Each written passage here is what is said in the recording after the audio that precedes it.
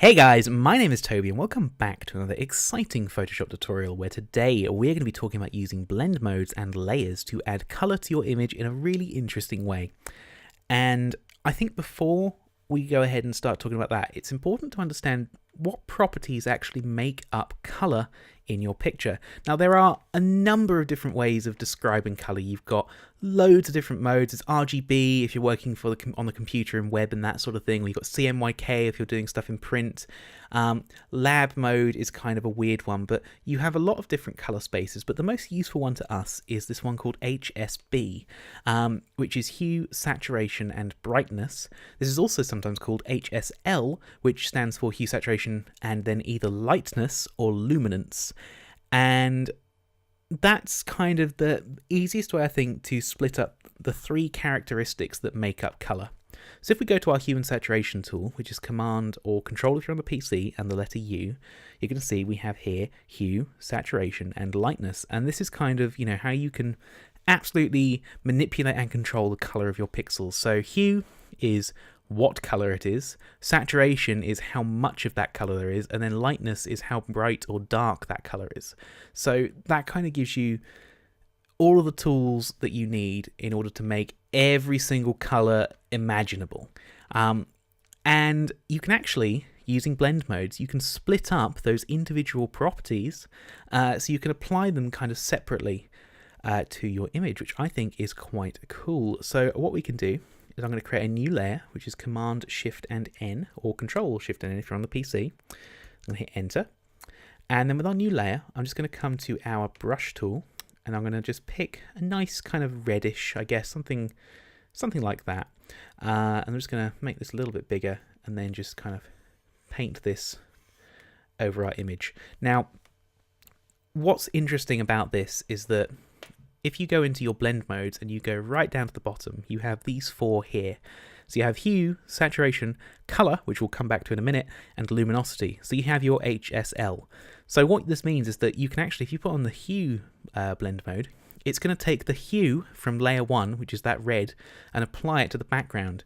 So for these pixels, it's got the hue information from layer 1 and then the saturation and luminance values from the background, which is why it's still kind of a fairly saturated red over this E, but it's not so saturated kind of over his face because there just wasn't as much color there. And it still has all the luminance values as well.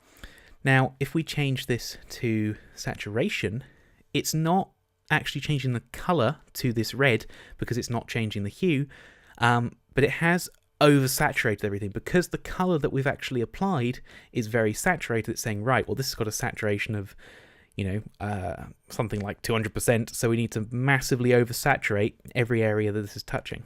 So the saturation from layer 1, and then this has got the hue and luminance values from the background layer.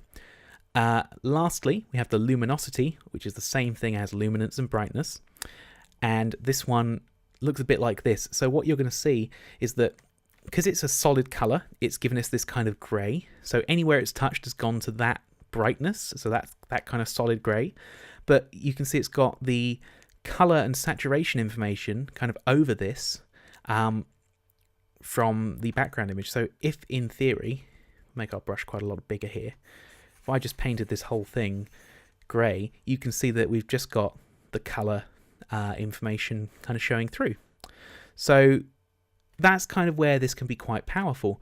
Now, where this gets a bit more interesting is with the color blend mode, because what you actually end up with is hue and saturation combined into color, and then the luminosity is kind of separate. So if we put this on color, you can see that we pretty much have the image that we had before, except that everything is now red. Now this is different from hue. Hue is actually not going to take the saturation values. It is going to take the saturation value from the existing image, whereas color, it's like, right, everything is going to be this saturated and it's going to be this hue, and we just get the luminance values. So if we actually were to desaturate this image, so I'm going to hit Command U and just bring out all of the color, and then apply this, it's going to look the same because all of the color information is being taken from layer 1. So hopefully that makes sense. So let's talk about how we can use this kind of practically. Let's just undo that and then delete this layer. So I need to create another new layer. And one of the good things that you can do about this is if you ever have something like this guy's face down here, which is a little bit distracting, I think, from this image because it's kind of bright and orange compared to everything else, what we can do is we can zoom right in here, and then with the brush tool, and let's just make our brush a lot smaller, maybe even smaller than that. There we go. Oops. If you hold down Alt, it will flick over to the color picker, by the way. So rather than having to come up here, click that, come back down, do all that, if you're on the brush tool and you hold down Alt or Option on the Mac, you can click and it will let you sample a color, which is now my foreground color.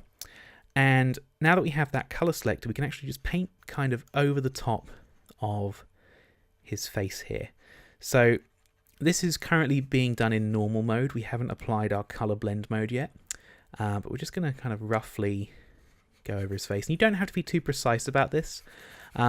So that looks pretty awful right now, but as soon as we flick this into color, you're going to see that that's actually a lot better. And I think that's maybe a little bit over the top. So one way that we can kind of reduce the effect and make it look a bit more natural is by bringing down the layer opacity. So as soon as we do that, we can start to let some of that orange kind of come back in, just to make it look like he hasn't completely turned into a ghost. But it's a lot less distracting now because he's not this bright, colourful thing in the background that draws your eye. So that's kind of a practical use of it. Another practical use of this is that I have seen people kind of use this to fix hair. So if you get somebody, for instance, who dyes their hair, but maybe their roots are showing through, you can sample their existing hair colour. So maybe we could take sort of something like that, and we can paint over the top, and you can actually get rid of kind of these overly coloured areas in hair. Or if it's something like, like I said, somebody's roots showing through, you can kind of fix their roots to some extent. And, I think that can be quite a pleasing thing to do. Now, personally, I actually quite liked the orange in his hair. So what I'm going to do is I'm going to flick over to our eraser tool. Because it is effectively, if we put this back onto normal mode, you can see what I've done. It's just painting color. So you do have to erase this if you want to get rid of it. But there you go. So put that back onto color blend mode. There we go. Now, we can actually use this to do some really funky stuff to our picture. So what I'm going to do is I'm going to create a brand new layer, which is Command or Control Shift and N, and hit enter. And then I'm going to take the gradient tool. And what we want to do is we want to flick our gradient tool. Rather than being foreground background, we want it to be foreground to transparent. And then I'm going to pick a nice kind of bright color. So let's go with like a pinky purple sort of color. I'm going to flick this over into the color blend mode. And then I'm going to draw our color. And that's kind of already made this a lot more dramatic, but we can kind of do this a few times and get a slightly different result. So I'm going to hit Command-Shift-N again. And then let's maybe take a green color. So we're going to go with the opposite of purple. And we'll just kind of, go the other way. And that's kind of what that looks like in normal mode, because I didn't put it in the right color mode just yet. We'll stick that in color. And there we go. And then maybe we'll just do another little one. Not that strong. Something like that. That's kind of a little bit interesting. Maybe we can do another one as well. Maybe we'll do a red just to really kind of make this look a little bit funky. A nice kind of saturated red. And we'll put that down here maybe. Maybe we'll go sort of down there and turn this to the color blend mode. Maybe just bring the opacity on this one down a little bit.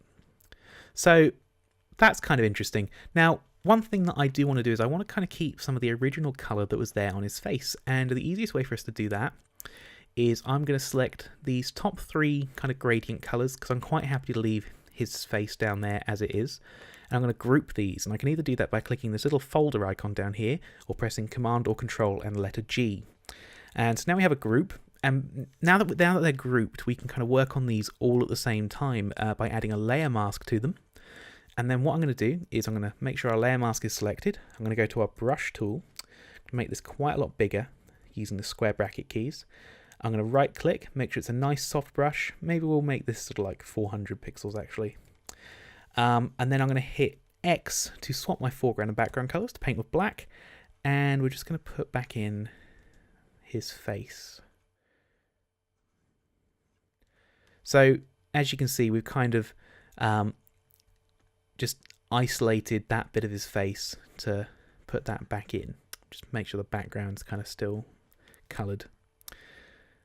And I think that kind of works quite well. Now, the only other thing that we could do is we could add a hue and saturation adjustment layer. So now that we've got all this colour in our image, we can actually make this a little bit more punchy and vibrant and just really crank it. But maybe we don't want it to affect this area down here so much. So we can take our gradient tool again. And at the moment it's on white to transparent, which isn't what we want. We actually want this to be back on our foreground and background colour mode. And then we're just going to paint, oh, need to go the other way, something like that, maybe not that much, something like that, and then that's just going to help to focus on this side of the picture a little bit more because it's now more colourful than this side is. So just to show you guys kind of where we started from, if I hold down Alt and I click on a layer, it's going to solo that, and we can now see that's our background layer as we started with, and that's where we ended up, just by using the color blend mode and a hue and saturation adjustment. So hopefully that's given you a few ideas of what you could do with this tool. I think that is just about going to do it now. So don't forget to like, share and subscribe. My name is Toby. Thank you very much for watching, and we'll see you next time.